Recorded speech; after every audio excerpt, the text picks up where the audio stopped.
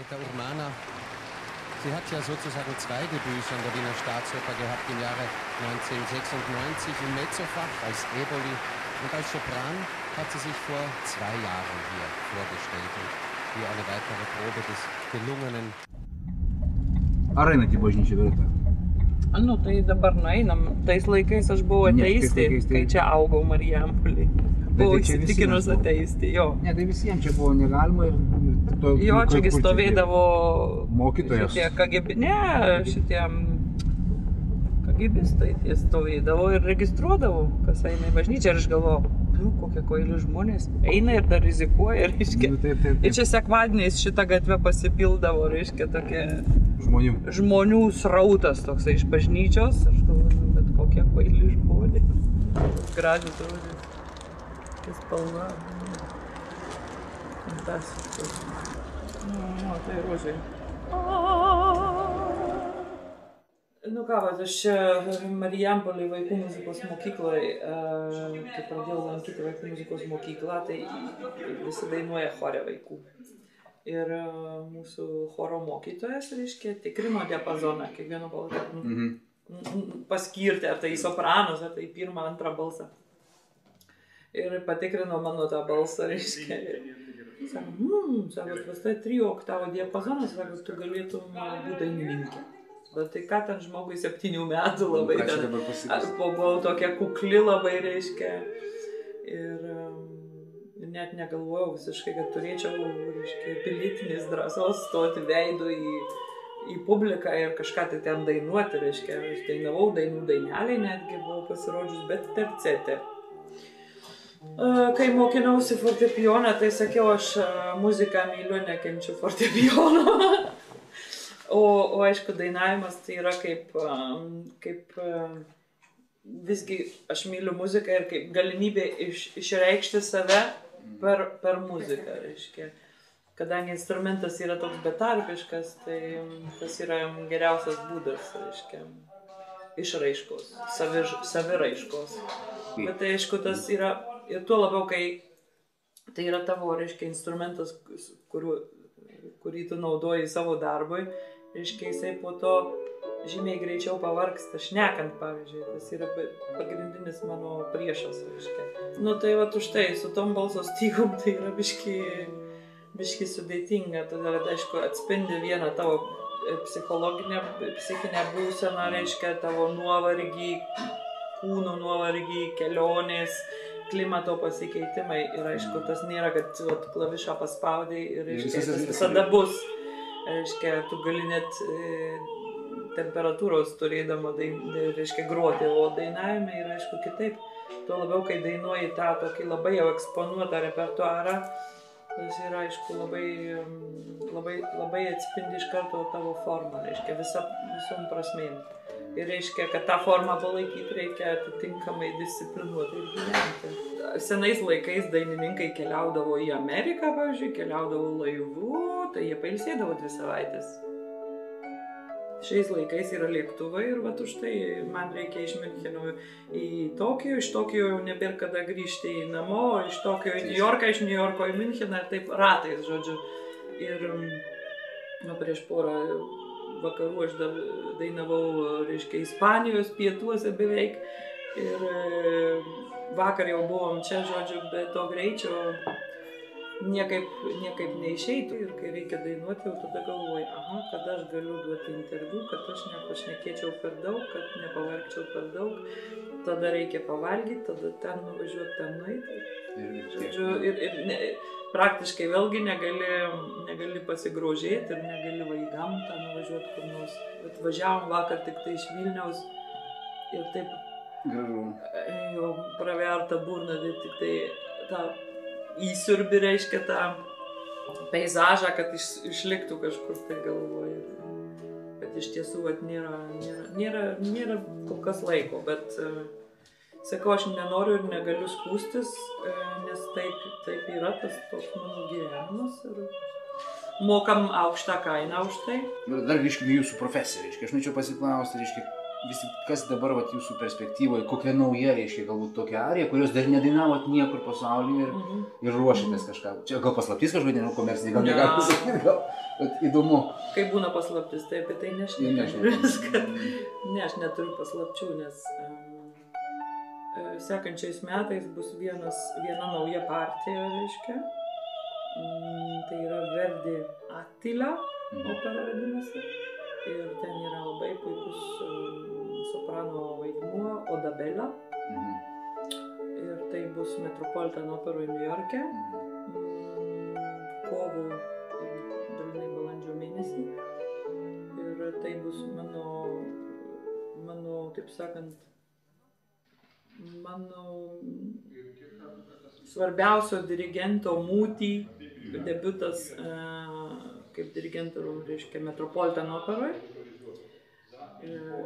Ir ten aš pirmąsyk dainuosiu šitą labai sudėtingą partiją. Girdėjau, kad Miučia Prada kostiumus darys, tai bus irgi labai įdomu, bus labai svarbus projektas. Ar tokių nėra tokių kokių pagundų, kokiam, reiškia, pakreipti dainavimą į aktorystę, reiškia, ar suderinti kažkokius kitus žanrus galbūt net? Nes dabar tai yra tobula. Opera, sudėtinga, žinoma, ten yra masė, svoris. O ar nėra tokių minčių kažkaip?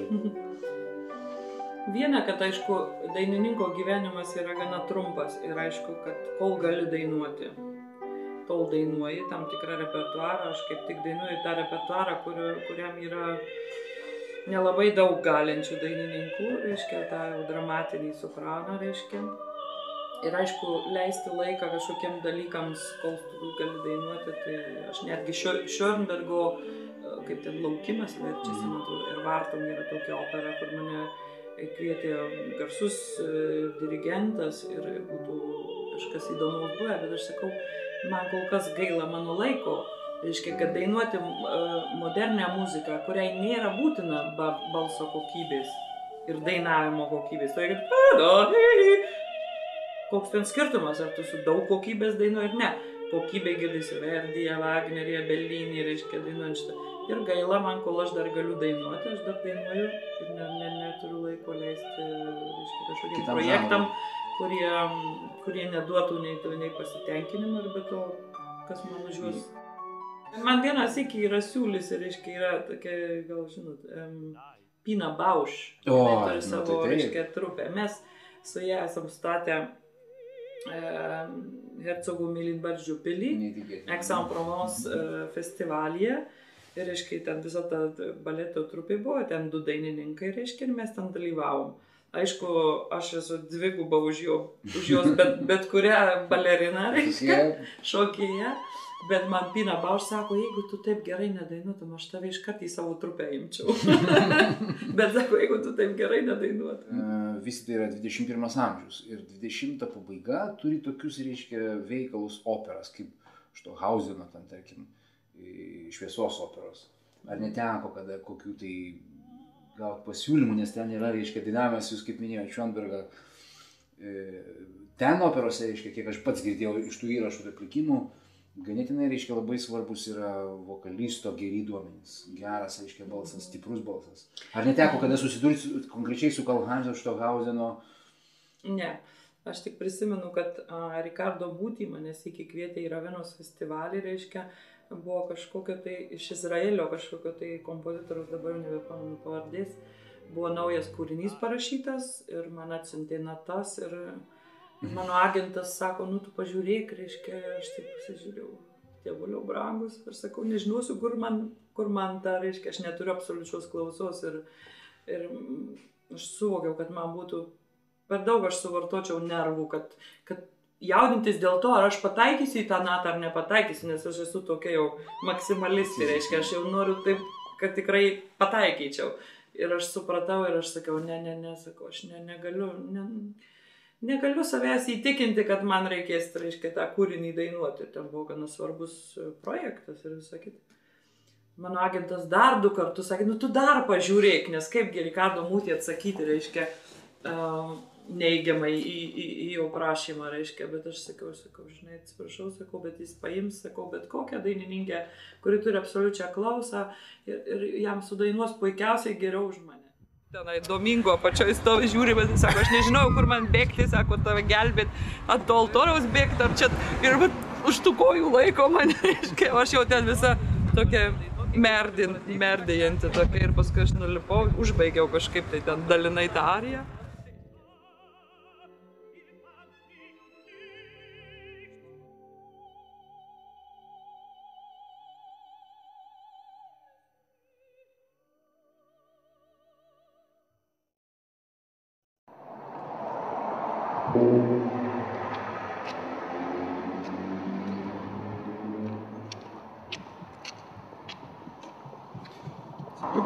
Degustai, vyrai, buvo. Kaip? Ne, aš apie variklį, kad Lietuva variklis geras, tai aš ir taip suprantu nuo pat pradžius, kada mane Jonas Siunelis atsivežė su Big Bandą, kad iš karto norėsi kažką tai daryti. Tada ir dabar čia yra daug menininkų ir kažkokia, dėl to, kad mažas miestas. Galima pasakyti, labai turi tokį didelį komfortą menininkams.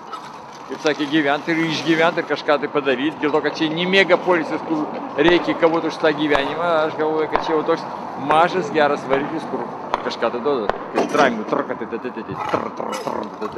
variklis.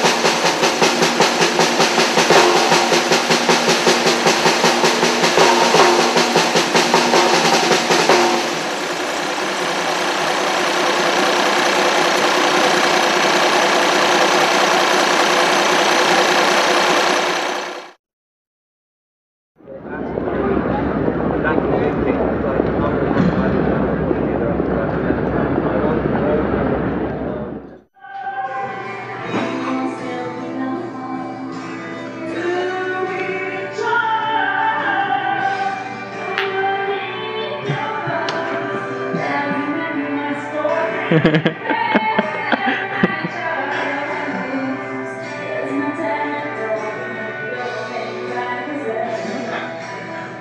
very good, very good. Life magazine. Aha. Ir čia buvo nuotraukos, medžiagos, kurias reikėjo paimti iš ten, atvežti ir paskiau vėl nuvežti, patikrinti ir toliau. Tai aš buvau tas pasiuntinys, 6 mėnesius. Bet paskiau pastebėjau, kad aš nusimanau ir domiuos trupučiuką aparatūrą ten. Ir kas ten foto, ten didelė studija. Tai tada, tada, sako, padėk, gali padėti.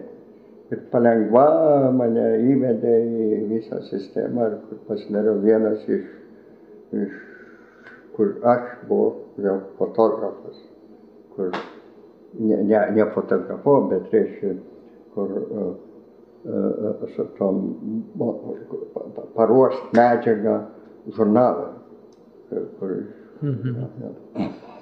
Tai per kiek čia metų pakilai? Metas praėjo kokie metai. Ir aš dirbau kokias 5 metus.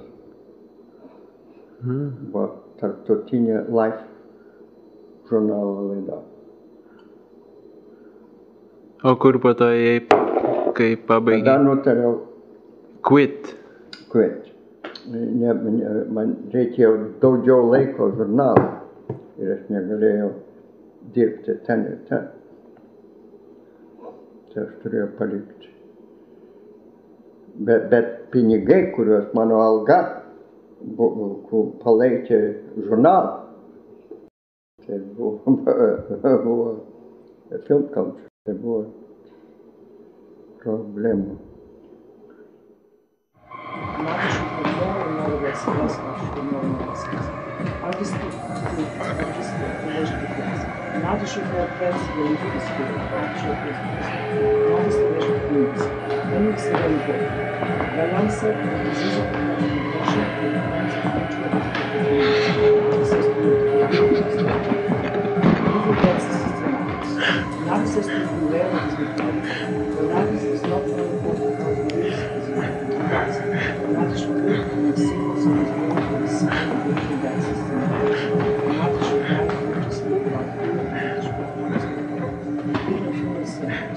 Nadi should give instruction to the funeral so that everything is done the way he wants. The funeral is the artist's last activity.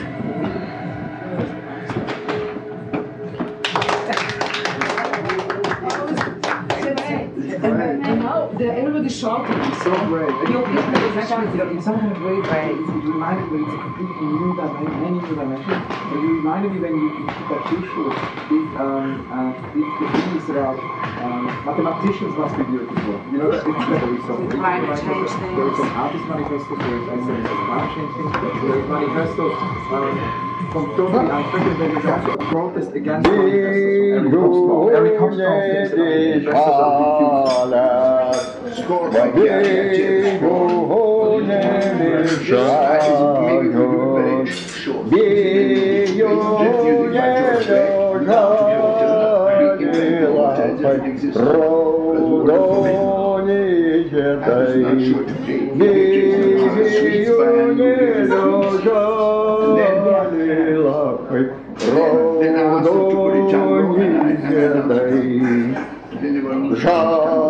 Žagius lapus lenkiau, gražius žiedus skyniau, gražiai žiedais dėjūnėlio, galvelę dabinau, gražiai žiedais dėjūnėlio,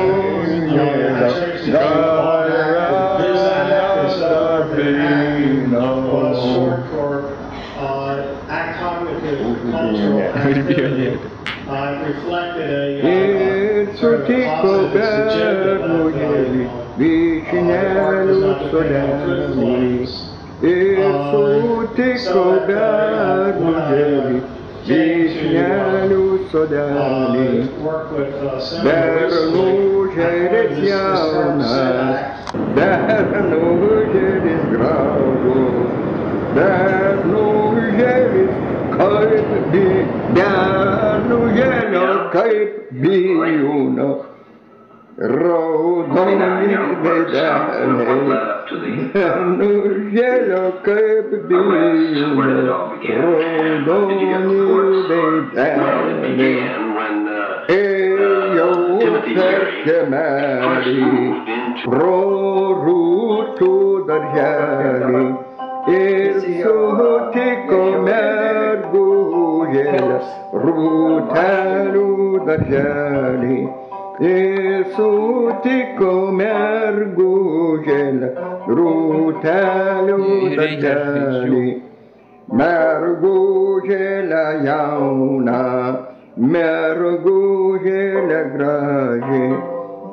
Mergužėlės gelsvos kasos, mėlynos atelės, mergužėlės gelsvos kasos, mėlynos atelės.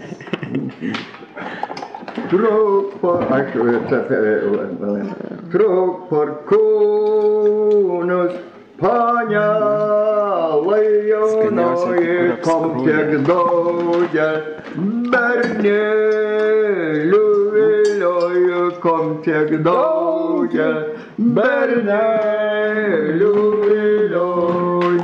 Čia reikia labai garsiai. Kad ir daugia, bernelių vilioju, tik nuo vieno žiedėlį nešioju, tik nuo vieno žiedėlį nešioju. Čia yra paplėšiu gimtas. Parkūnas, panelai jaunoji, kom tiek daugia, žiedėlį nešioju, kom tiek daugia, žiedėlį nešioju. Kad ir daugia, žiedėlį nešioju, tik nuo vieno. O, tai. Oi, užsibaigė.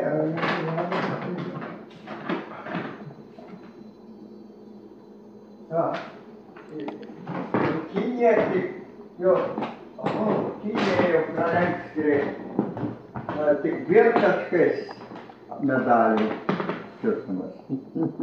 O aukso tai Kinija jau dvigubai toliau turi. O, palauk, čia jau būtų koks sestas atėjo. Oho, koksai.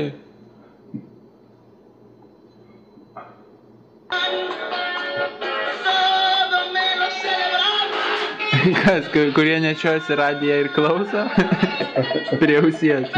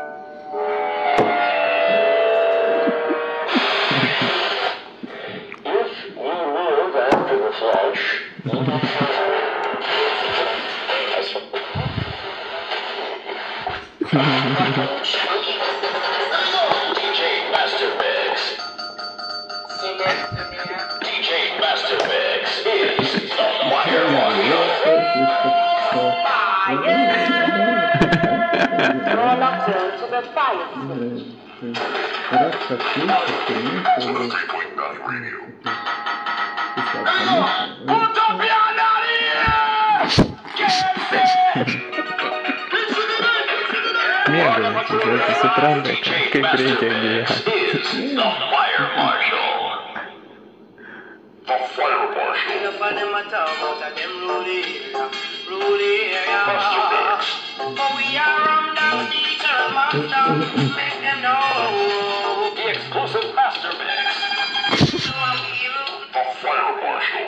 Master Mix, the exclusive Master Mix, the Fire Marshal. Make up una mind,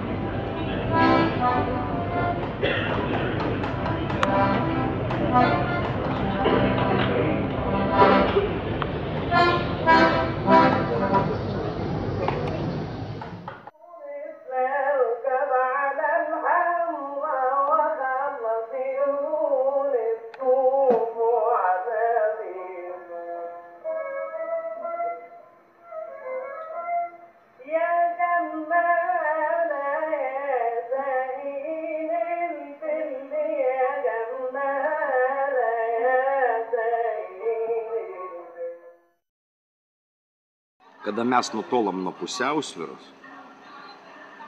tai yra pusiausvyra, atomas, sakykime, ir tada skysčio, tam tikras skystis, sakykime, vanduo. Jie jį išbalansuodavo, reiškia, ir tas molekulės nueidavo nuo tos pusiausvyros. Ir kada jos nutolo, tai jie patenka į tokį tašką, kuris vadinasi bifurkaciniu tašku. Ir tada įvyksta negrąžinama reakcija. Šito reakcija atsiranda bifurkacija dvišakas. Pasidaro tos molekulės, jeigu buvo mėlynos spalvos, jos pasidaro, pavyzdžiui, raudona ir geltona. Neprognozuojama visiškai, kokios jos bus. Reiškia, iš vandens, jeigu triruotai kalbant, hiperbolizuotai, perdėtai, iš vandens pasidaryti gali vynas, gali pasidaryti kraujas. Ir toliau, reiškia, įvyksta vėl toliau bifurkacinis taškas ir vėl skyla, ir vėl skyla. Ir kada mes nutolom nuo pusiausvyros. Tai jeigu mūsų visuomenė nutolo nuo žmogiškosios pusiausvyros, nuo tos, sakykime, vertikalės, mes turim tam tikrą vertikalę, vertybių vertikalę. Ir jeigu mes nuo jos kuo toliau nueisime, mes atsidursime tašką, kuriame vyks kilimas, ir tas vadinamas bifurkacinis taškas, ir mes jau tampam neprognozuojame. Mes neaišku tampam kuo. Tu privalai tapti nieko nežinantis, nieko neišmanantis, pats savo svetimas. Aktorius privalo prarasti savo įsitikinimus. Turi pamiršti, ką žinas, ką maną žinas, visą tą psichologiją su tais menamais tariamais dėsningumais. Psichologija yra šių dienų meno. Tu privalai tapti nieko nežinantis. Jis verčia jį būti.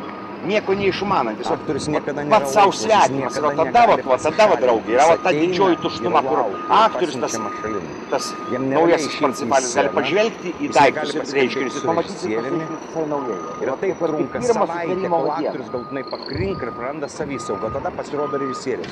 Ir po labai sėkmingos repeticijos sako, va žinai, yra režisierių, kurie specialiai verčia laukti. Tai buvo dieviška. Tos frustracijos iš tavęs, kaip tik aš ir laukiu šitoje scenoje.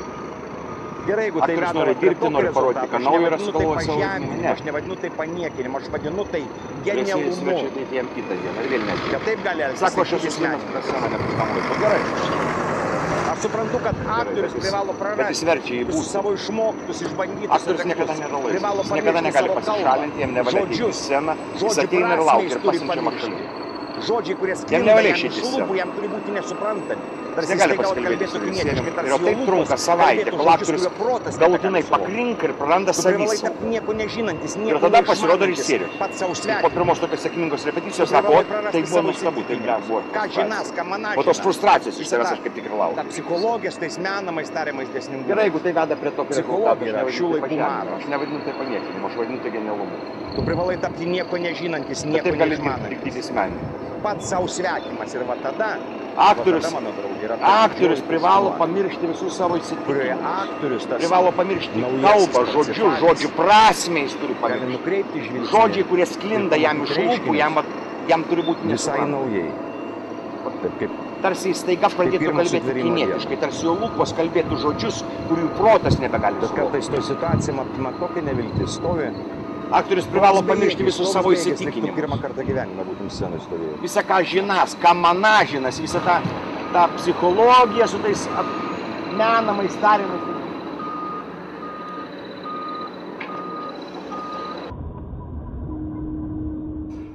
Aš pagalvoju, kad mes patekome tokią klavietę, kad mes sakome, saulė teka ir mes tiek dabar tą žodį nurelativuojame, tiek mes nukalbame, tiek mes nurelativuojam savo tą žodį, kad saulė teka, mes jau nebesusikalbam. Tu sakai, kaip tai teka? Aš sakau, saulė kyla. Aš sakai, kaip tai kyla? Mesgi žemė sukosi apie saulę. Taip, mes, supranti, mes jau praradom archetipus, mes jeigu norim užsiminė demagogiją, sofistiką, relativuoti, tai mes jau tuos žodžius galim kraipyti, vartaliot, kaip mes tik norim.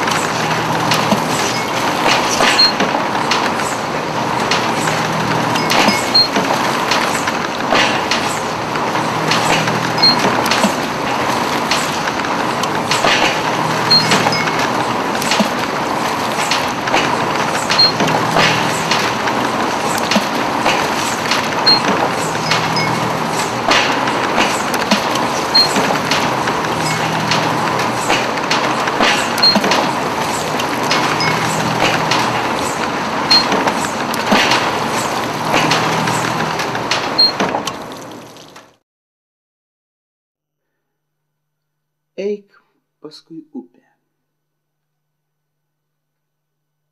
Kai sutiksi paukštį, dainuok. Kai sutiksi debesį, miegok. Jei rasi negyvą žuvį, grįžk atgal.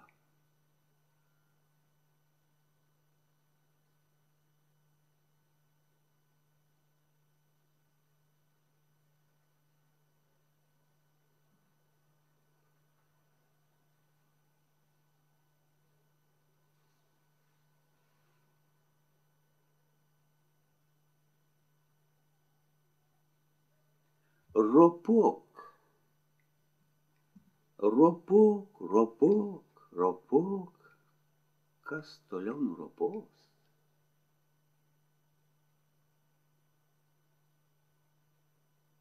Suvalgyk savo dantis, apsidairyk, gyvenk atgal.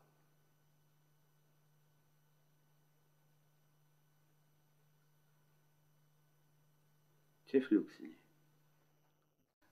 Mačiūnas matyt laikė Keidžą vienu savo mokytojų arba įkvėpėjų, ėmėsi kai kurių, galbūt matė pavyzdžių Keidžo veikloje ir kūryboje, kaip antai atsitiktinumo menas,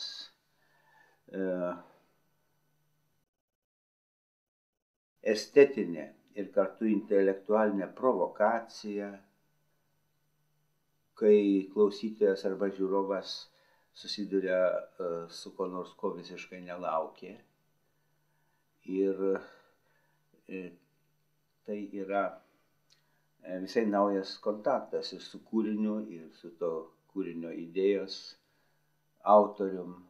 Gali būti pikto atmetimo reakcija, gali būti nesupratimo, tačiau nesupratimo skatinančio galvoti, koks tai reiškinys. Gali būti džiaugsmingo priėmimo reakcija, kaip susidūrus su nauju, įdomiu arba išradingu žaidimu. Žaidimo elementas mene, ypač atlikėjiškose menuose, yra esminis. Jis visur dalyvauja. Kaip improvizacija, prasimanimai, kokių nors įdomių dalykų prasimanimai. Fliuksus, žaidimai. Tokia meno buvo jau Tai žaidimai yra vienas aspektas. Yra požiūris ir tam tikra instrukcija, kaip matyti gyvenimą nenuobodų ir jo reiškinius, įdomius, netikėtus, kuriuose žmogus gali dalyvauti, gali pats kurti tos reiškinius, gali kurti įvykius, tartum atsitiktinumo įvykius, bet iš atsitiktinumo kas nors po to pasidaro. Skambinant fortepijonu, tu negali išvengti atsitiktinumo, nebūtinai paspaudęs ne tą klavišą, bet jeigu tau ne visai taip atliepia, kaip tu gal baisu manęs, bet tu tada modeliuoji savo idėją, kad nebūtų taip, kad čia tau nepasisekė, bet gal taip ir reikėjo. Labai daug tokių psichologinių elementų yra. Taip, tai yra kūrybiškumas, kuris neturi būti slopinamas, o priešingai gali būti parodomas ir užkrečiantis kitiems.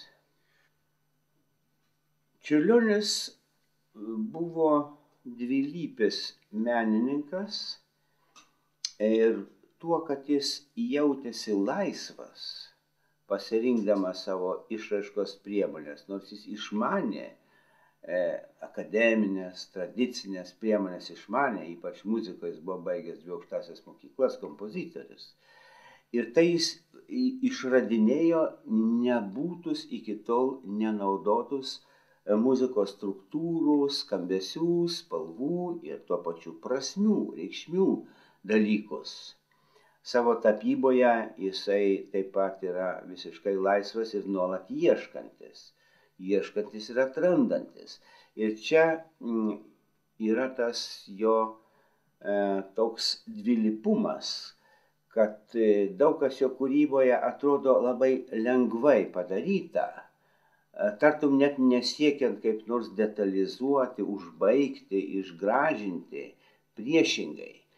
O kita vertus, jis buvo ir perfekcionistas, kuriam labai rūpėjo labai tiksliai padaryti tai, ką jis nori. Ir kaip tą pranešti žiūrovui arba klausytojui, ypač žiūrovui. Jis yra net ir pasakęs vieną kitą kartą taip lyg ir atsitiktinai. Jam rūpi, kad žmogus prieitų prie jo paveikslo. O jeigu priėjęs pajus kilusią jausmo bangą, tai jau nepasitrauks.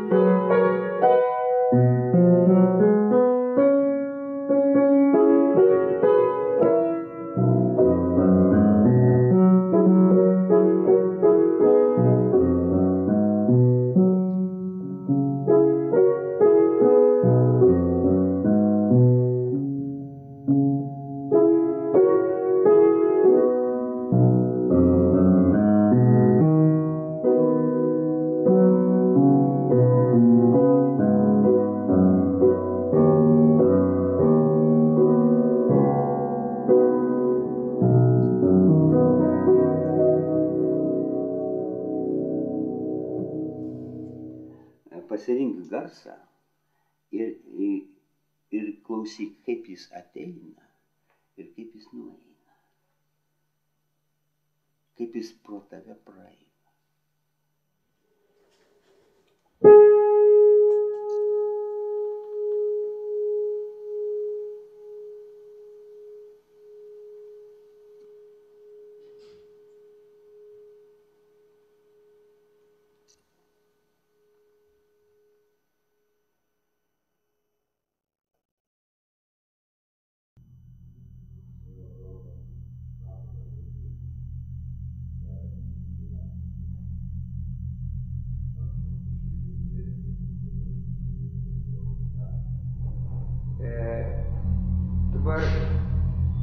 Koks mūsų repeticijos tikslas? Pasieiti tas vietas, kurios labai kurios yra taisytinos. Šviesa, tada būtų įvadas į tą, supranti, jo?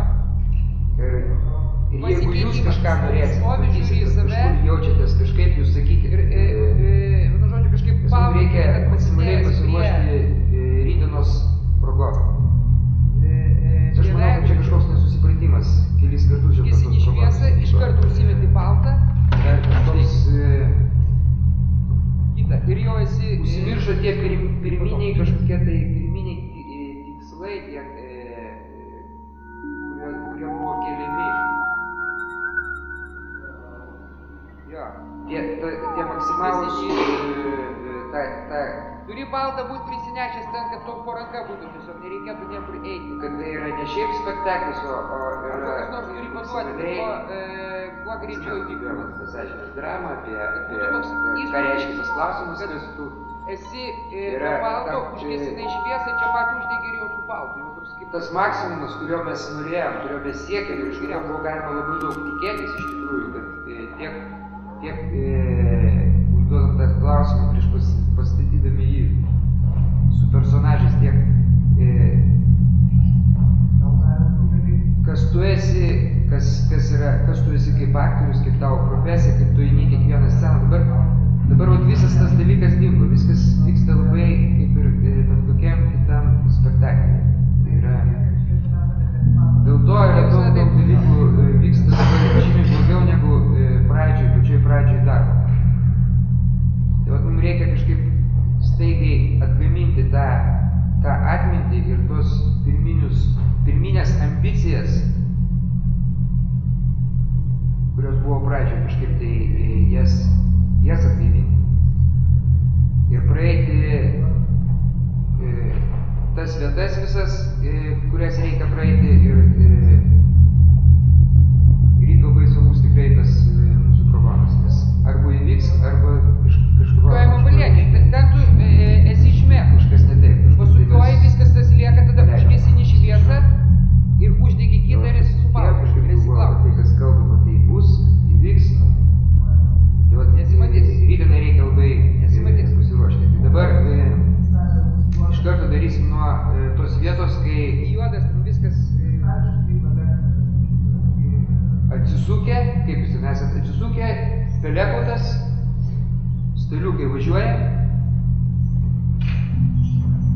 ir einam į iš karto situaciją, kur pamato šmėklą. Ir tenai iš karto primenu, kokie dalykai, kas nevyko per prokoną. Jau sakiau, tu žinai, net kalbėti nereikia.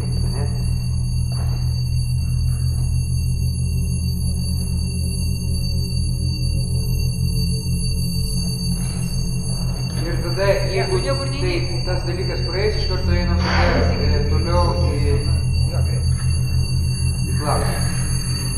Ten irgi aiškiai tos problemos, kurios yra. Dabar žiūrėk, tu paėmė paltą. Paltą bandysi ten nusidėti, jo? Taip.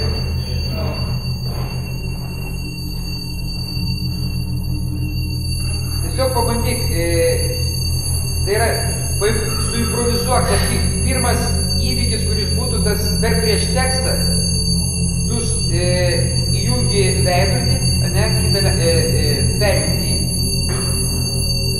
žiūri į save ir tada prišokiai užsidedi tą paltą ir montuojasi tą paltą ir nuo ten viskas prasideda, būtent nuo to, kai užsidedi paltą.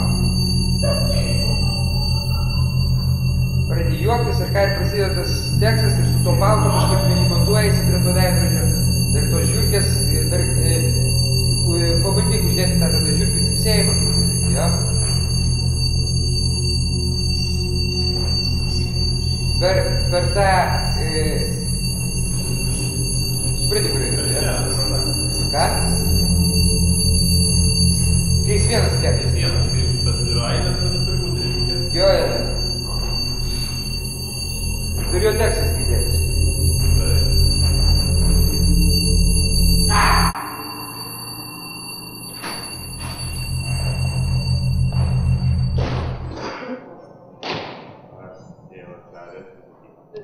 Valdove, jis toks spyrėsi ir trankėsi, kol aš sutikau. Jam.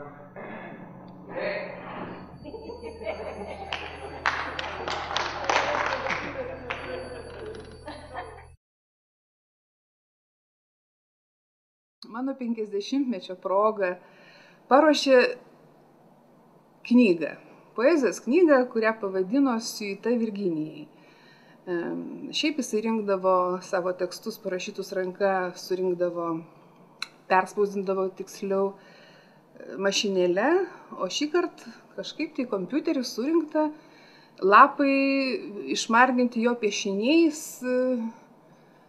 priklijuota visokių paveiksliukų, žodžiu, tokie koliažai sudaryti šalia tų eilėraščių. Įla perdurtas kartono lapas, toks gan storas, tas lapas apklijuotas irgi vėl gražiais paveiksliukais. Tie popieriai surišti, žodžiu, ta vienkartinė, tokia viena ta knyga. Man buvo nepaprasta dovana, aš tokios dovanos nesu gavusi gyvenime ir pastebėjęs, kad eilėraščiai man jo yra labai didelis kažkoks, nežinau, turtas sakyti, tai labai netinka tas žodis, bet didelis džiaugsmas, begalinė euforija yra jo poezija, reiškia, kurią jisai skiria man, aš suprantu, kad jisai rašo galvodamas, kad jo mūzos sklando kažkur, tarkime, paukščio kokio nors pavidalu ir taip toliau, bet jis rašo eiles ir sudeda visą tokią knygutę ir ją man padovanoja, tai vat yra... Žiūrėk, matai, kaip gražiai laivas plaukia.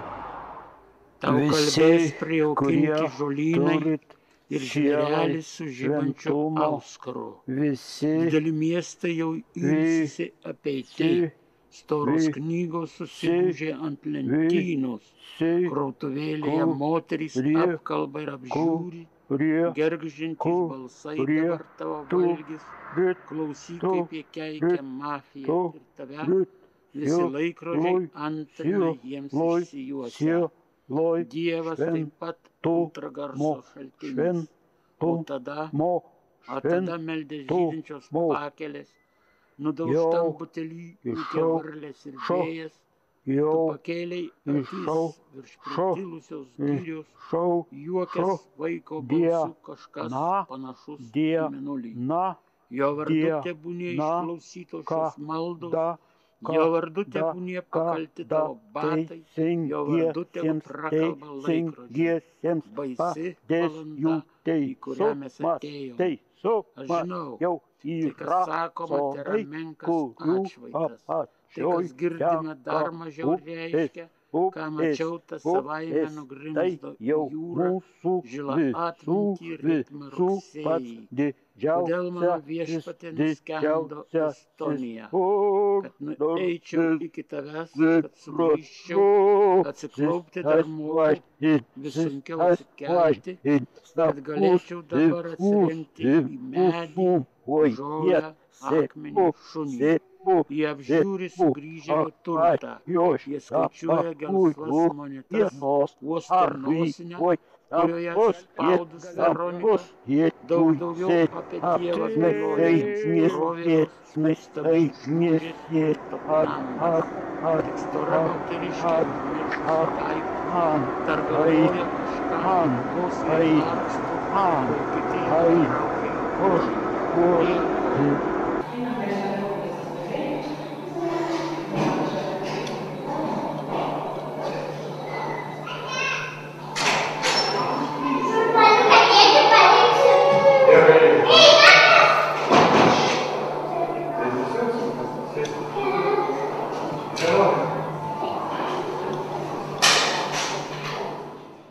Filharmonijos vidus, baltos durys, blizga. Iš dešinės stovi Sigitas Geda, iš kairės Bronius Kutavičius. Mes klausomės atliekamos Sigito panteistinės poemos ar kažkaip tai panašiai. Sigitas man jausiai sako, Linai, tai yra tikras koliažas. Sakau, iš kur? Jis man aiškiai sako, iš žodynų. Aš sakau, tvarkoj. Ir paskui jau kaviniai baritonas suglumė, sakė, sako, kaip aš galiu dainuoti šviesos šlaunis. O mes labai maloniai susikitų ir iškelenkėm vyną su bronium ir šypsojomės. O tikrai jie buvo ir solistai, ir visa atlikėjai paklaikė. O dabar tyrinėja toliau visi, ieško mitologinių ryšių ir panteizmo.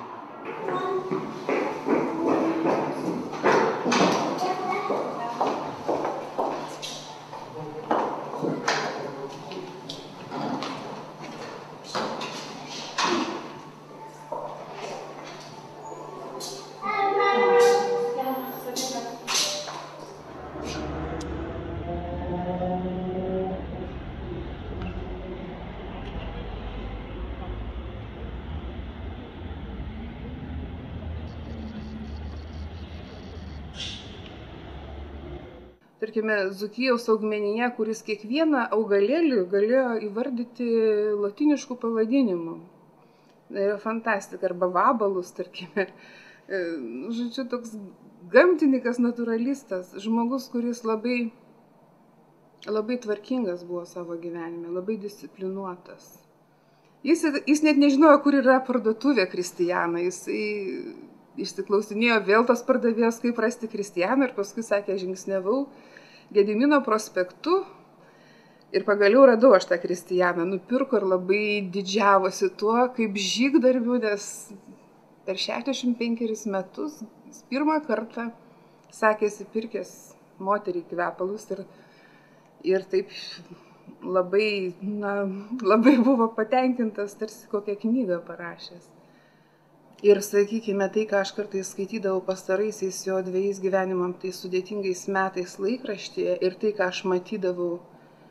aš matydavau šalia savęs, tai buvo du skirtingi dalykai. Tai buvo neapsakomos nuostabos man periodas, kad galima šitaip meluoti apie žmogų, kad galima šitaip rašyti taip ciniškai, tokį cinišką melą skleisti, sakykime, mūsų žiniasklaida gali, nežinau, tiesiog fantazuoti, bet taip juodai fantazuoti, tarkime, priekerkiant jam visokiausių gyvenimo būdo nuodėmių, kurių aš nemačiau, nors mes bendravom kiekvieną dieną ir jeigu jau nepasimatydavom, tai bent jau skambučiai, kas valandą, kiekvienas žingsnis pasakojamas, ką eisiu, ką darysiu kiekvieną dieną, žodžiu. Aš nemačiau visiškai kitokį Sigitą, negu kad jį piešė mūsų spauda arba internetiniai portalai. Tai man labai liūdna, didelis liūdesys yra todėl, kad žmonės, kurie jo nepažinojo, matyt ir susidaro ir išeina su to įspūdžiu, pats Sigitas išeina su to įspūdžiu, kad jis buvo kažkoks toks labai tarsi sunki, labai sudėtinga, labai kažkokia, ne visai šviesi asmenybė, kas norėta pateikti spaudoje per tos pastaruosius 2 metus. O aš jį diametraliai priešingą pažįstu ir todėl su tuo susitaikyti nėra taip paprasta. Tai va. Ir Sigito išėjimas, tai kad tas melas, sakykime, Sigitas buvo nužudytas ir tiesiogiai, netiesiogiai, tai mato dangus, tai žino turbūt pats Sigitas. Iš tikrųjų, net iki šiol neaišku, kaip visa tai buvo padaryta. Jam buvo smogtas labai stiprus smūgis, sprendžiant iš medicinos eksperto išvados. Žmogus taip nukristi pats negalėjo. Nukristi tokioje vietoje, kurioje yra žaizda, žmogus gali tik tai, kaip angelas, tas Čiamča iš Rūžio romano, kaip sako, krenta iš dangaus ir susimuša galvą viršugalvyje. Kraujagyslė trūksta priešingoje pusėje. Labai daug paslapčių, galbūt taip ir turi mirti paslaptingai poetas, bet jisai, vienas dalykas, jeigu jis miršta savo mirtim, kitas dalykas, jeigu tai yra smurtinis atvejas.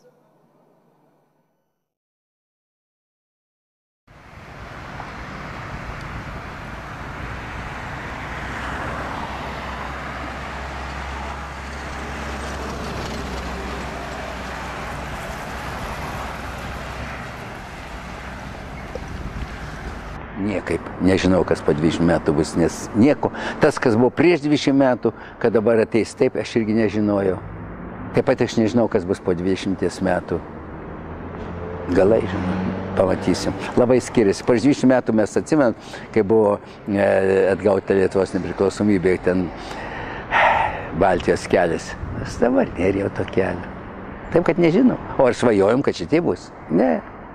Taip aš irgi nežinau, kas bus po 20 ir nenoriu spėlioti, ko nežinau.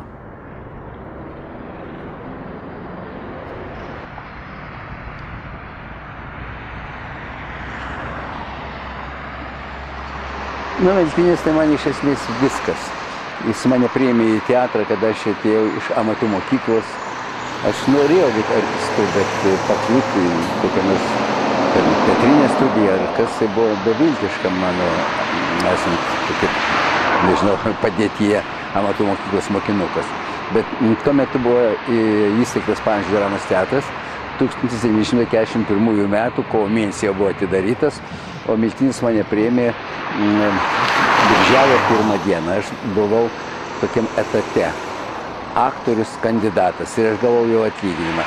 Ir tai buvo nuo birželio 1 dienos. Ir mato, po 22 dienų prasidėjo tas karas. Ir taip ir įstrigom mes tam Panevėžy, nors Panevėžys man atrodė labai liūdnas ir neįdomus miestas. Na, po Kauno, kur aš gimęs ir augęs, tuo metu buvo laikinoji sostinė. Bet Miltinis buvo man ir tėvas kartu, ir auklėtojas kartu, tokiam amžiui, viskas. Ir jisai net tik tai, kad ten dėstė kažkokią tai filosofiją ar estetiką, bet jisai tiesiog sakydavo, va, jūs taip nelaikykite taip rankų kišenėse, negražu, jūs kaip sėdite, įsitieskite, valgydamas, jūs ten šaukštuką padėkite taip, šakutę taip, va, tik kitokių dalykų. Jis, žodžiu, buvo tėvas ir kartu ir auklėtojas. O dėl kokios tai estetinio ten auklėjimo, tai dėl meno, tai čia aš jau nedrįstu ir aiškinti, jisai tiek daug kalbėdavo, kad aš darydavau tik tai, ką Miltinis liepdavo daryti, aš tą dariau. Jisai man ten tos teorijos man visiškai buvo svetimos ir aš nesuprasdavau, bet jis sakydavo, Donatai, tu čia vaidini pats save, tu neįsigilini, čia reikalingi apibendrinimai, reikalinga, kad būtų esmė žmogiškumo. Jis taip aiškindavo, jis neaiškindavo ten kažkokių teorijų, bet tiesiog praktiškai, tik tai mane vis bardavo, kad Donatai, tu neįsigilinai, tu vaidini ne Bekmaną, tu vaidini ne Tesmaną ar ką kitą, bet tu pats save. Tai tu turi pažiūrėti, pagalvoti, kodėl tas personažas yra toks, nes tu esi kitoks. Nu tai va, mane jisai taip kamuodavo, sakyčiau, jeigu kamuodavo, aš naktimis verkdavo, kad man nesiseka, bet kada jau išeidavo premjera ir mane pagirdavo, kada jį nuostabiai aš sukūriau, tai ne aš sukūriau, tikrai, tai Miltinis iš manęs kurdavo, tai čia tikrai dalykai. O ta visa filosofija meno, tai jau čia tik jis galėjo paaiškinti, aš nesuprasdavau, bet aš dariau tai, ką jis man sakydavo daryti, kad nebūčiau aš toks miesčioniškas scenoje, bet būčiau mąstantis ir sakydavo, žiūrėk, tu skaityk daugiau ir skaityk, mokykis kalbų. Todėl aš mokiausi ir vokiečių kalbą, išmokau, vokiškai skaitydavau ir, rusų kalboje skaitydavau, ir lietuviškai, ir esmė, kas tai yra žmogus. Jis sako, tu pagalvok, kodėl Kainas užmušė Abelį. Tai ne taip, atėjo ir užmušė, bet reikia išnagrinėti taip istorinių atžvilgių žmonijos esmės. Kodėl žmogus toks? Va, čia reikia nuo graikų laikų, sako, ir skaityk. Va, viskas, aš daugiau nieko nežinau. O Tarkovskis, darbas su juo ir... Dėl Tarkovskio?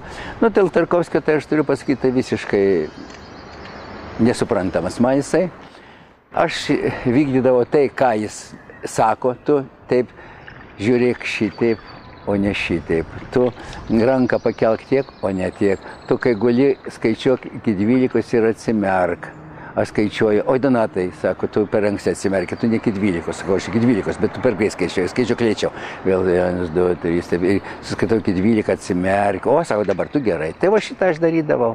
Su Tarkovskiu buvo šitaip, jisai jau man nedėstė jokių filosofijų, tai ne Miltinis. Bet reikalaudavo irgi mąstančio žmogaus, mąstančio. O čia tavo jau reikalas, kaip tu tai darysi. O jis sakydavo techniškai, tu žiūri taip, o tu žiūrėk va šitaip. Tu ranką pakėlėjai tiek, o reikia tik tiek, va viskas. O tai kaip tu pripildai savo mintis, čia jau jis visai kitoks. Malevičius. Nuostabiausias kūrinys sukurtas. Juodas kvadratas. Tai gerai. Man tai. Nežinau, gal aš nesuprantu. Ne, aš gal nesuprantu. O čia tai aš sutinku. Aš nesuprantu ir aš turėčiau nusilenkti ir sakyti, atsiprašau, dovanokit. Nesupratau, ką darysi. Muškit mane, kaltas. Ar gal daugiau žmonių auklėta televizija, o ar yra nors kiek panašumo į Tarkovskį, Miltinį, ar žinau, ar kad ir Žalakevičius. Nieko panašaus, nu nieko panašaus. Tai yra paviršiaus kraipimas ir tiek, bet publika mėgsta, džiaugiasi. Aš tai negaliu žiūrėti, aš išjungiu.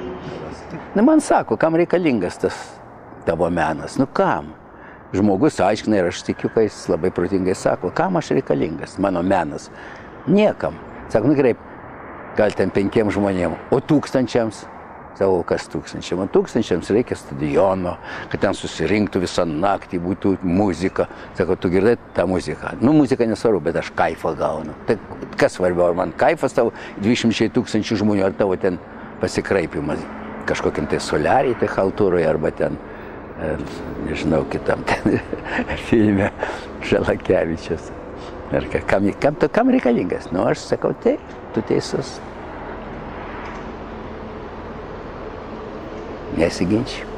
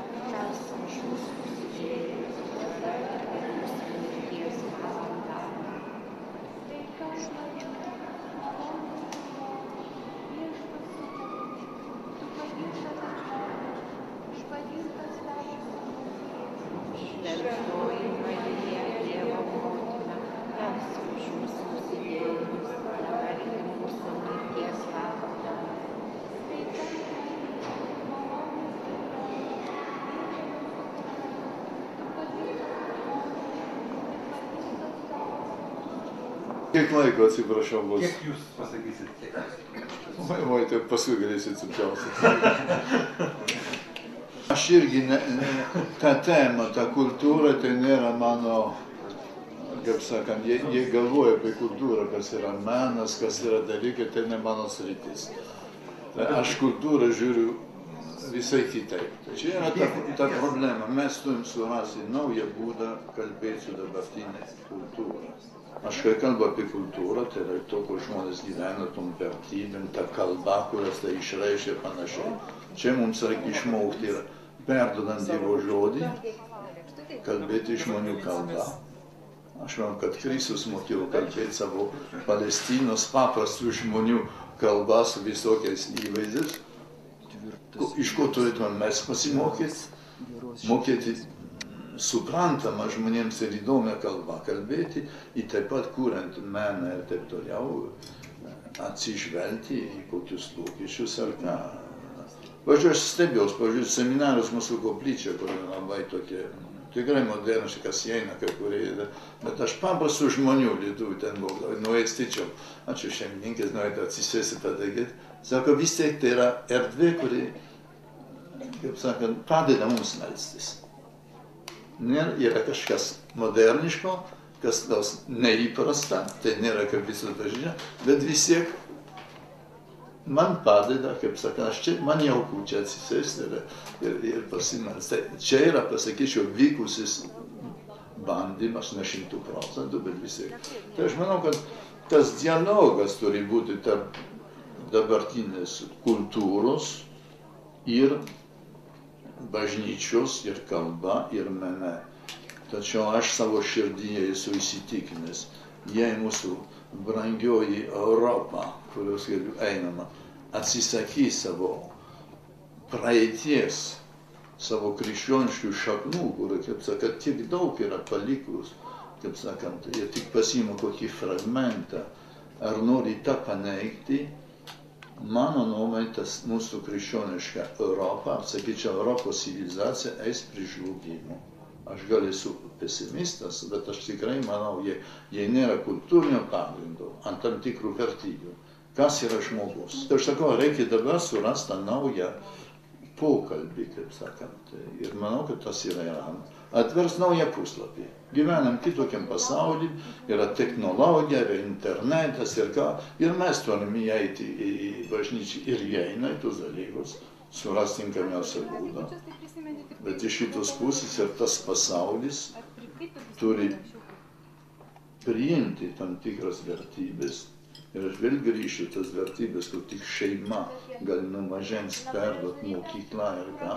Ir kad šiandien ir visuomenė, ir galvoju apie visuomenės informacijos priemonės, kur tikrai nesakyčiau ugdo dorybės ar kelia žmogaus širdį aukštesnius dalykus, ir ieško sensacijų, priverčia, žiūriu, jaunimą gyventi pagal naująją madą, kas tik madinga, tai visi turi panašiai elgtis, visi turės, kaip sakant, į fast food nueiti, apsirengti panašiai, tai jos žiūri, tai madas užtenka, kas paleidžia. Esam tokiam pasaulyje.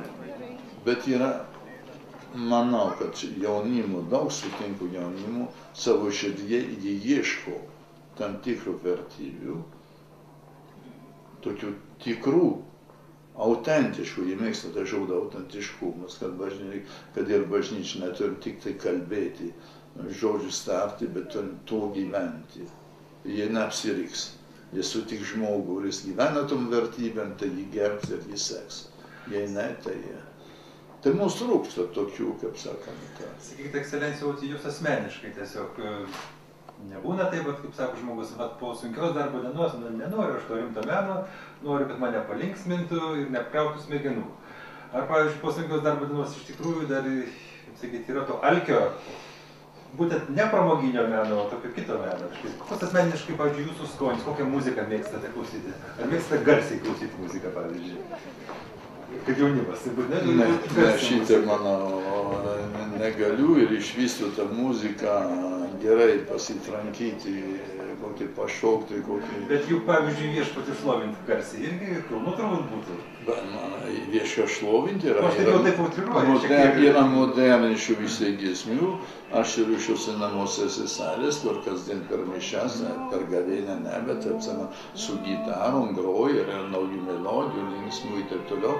Kas patinka, kas pagauna jaunimą, ir reikia eiti tuo keliu.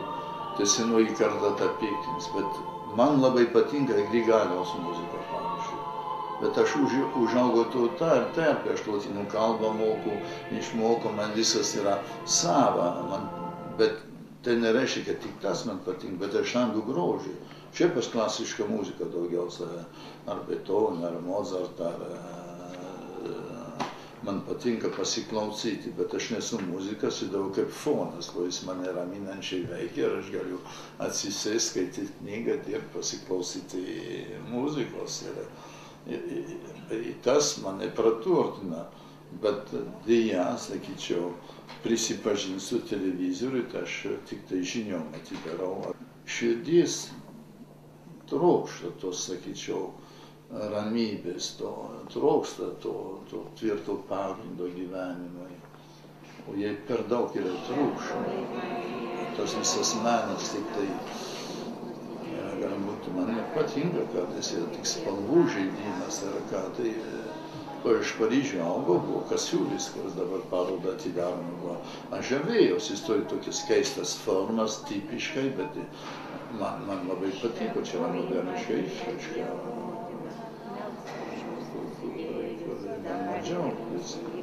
Bet sakyčiau, aš kalbu apie kultūrą, sakau, aš manau, čia ne tas visas menas, ar tai būtų muzika, ar dailė, ar yra išraiška, ką žmogus savyje nešioja. Jis nori ką nors išreikšti, kas pas yra gražiausia, kas yra brangiausia. Tai kas religingas žmogus, tai tapys religinio ten. Kas kitas, man tą mėgsta, bus daugiau gamtos. Kiti ieško derinio tik tai spalvų, dalykų ar ką. Tai kai kada, sakyčiau, man žmogus, kai kas patinka, tai suderinimai, bet bendrai man patinka irgi suprasti, ką aš matau. Man teko dirbti su Jono Pauliu ilgai, tai visuomet, jis sako, istorinės atminties negalima ištrinti. Ir žmogaus gyvenime, savo šeimos istoriją ir tautos gyvenime. Tas yra labai svarbu, jei kalbame dabar grįžtant apie krikščionybę. Žiūrint į praeitį, į daug ko yra atnešus Lietuvai. Tas mūsų įsijungimas, leiskim istorikams apie tai kalbėti, kaip tas įvyko dėl politinių motyvų, dėl interesų, nusigręžėm į krikščionišką Europą, įėjom į krikščioniškų tautų šeimą. Visas tai galima aiškinti politinį, bet svarbiausia, mes pasisavinom visai dalykus. Aš galvoju, kad tai mūsų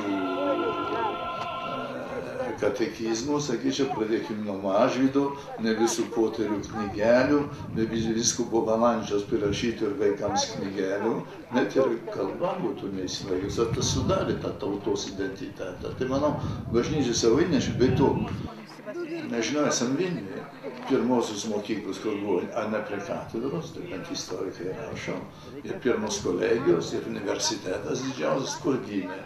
Tai vis tiek čia yra krikščionybės įtaka. Krikščionybė visai vakarų Europoje tais laikais plėtė kultūrą. Man labai patinka čia priminti, kalbant apie tautas, Jono Pauliaus antrojo 1910 metais kalba UNESCO, kaip tik ta organizacija Jungtinių tautų dėl kultūros ir švietimo, kuris labai yra aiškiai pasakęs, tai buvo aiškas toks numetimas galvot apie mūsų kraštus, tai buvo 80 metai. Yra tautų, kurios turi didelį kultūrinį, sakyčiau, suverenitetą. Suverenitetą, kur kelia iš kultūros susiformavo per šimtmečius, kur šiandien yra praradęs savo politinį suverenitetą. Bet tas kultūrinis suverenitetas liko. Žmogaus chartijų žmogaus teisės, tai yra grinai krikščioniškos idėjos, nors dabar tas neigiama. Čia ne prancūzų revoliucija, kur sukūrė brolybė, yra ką labai gražiai dabartinis popiežius yra pasakęs. Šiandien, sakau, mes su to globalizmu mes suartėjom.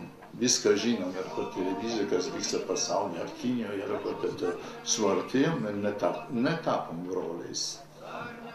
Ta brolybė, apie kurią jau prancūzų revoliucija baigėsi tik tai galvų, kaip sakant, kirtimų ir neapykant ir didžiausia persekiojimas.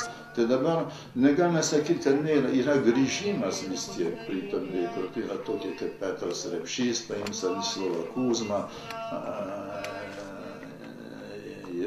yra kai kur Jaroševaitė, aš mačiau dalyką, kur vis tiek yra žmogus savo sieloje ieško, kad nors religingo, vėl grįžta moderniškų būdų, bet grįžta prie ieškojimo.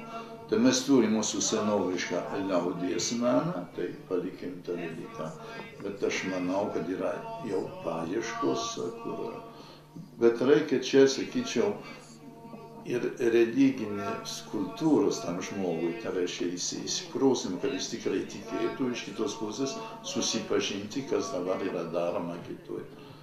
Bet čia yra naujas dialogas, sako, aš neįsivaizduoju, kokia turi bažnyčia, Pilaitai, kur turi daugiau aukščių tik tai būtų, kaip kur padėti. Aš kaimo bažnytėlį nepastatysiu, gražiausią šventos onos aš ten nepastatysiu, ji netiks.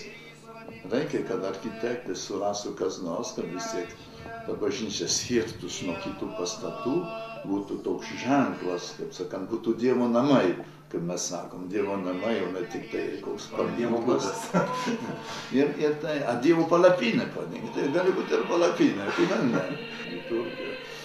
Mano liturgija yra žaidimas Dievo akivaizdoje. Atsiprašau už tą žodį žaidimą, kad liturgija jisai supyks, bet tikrai yra tam tikros taisyklės, kad mes švenčiame, kad mes darom, ir reikia jų laikytis ir ta erdvė turi būti pritaikyta tam.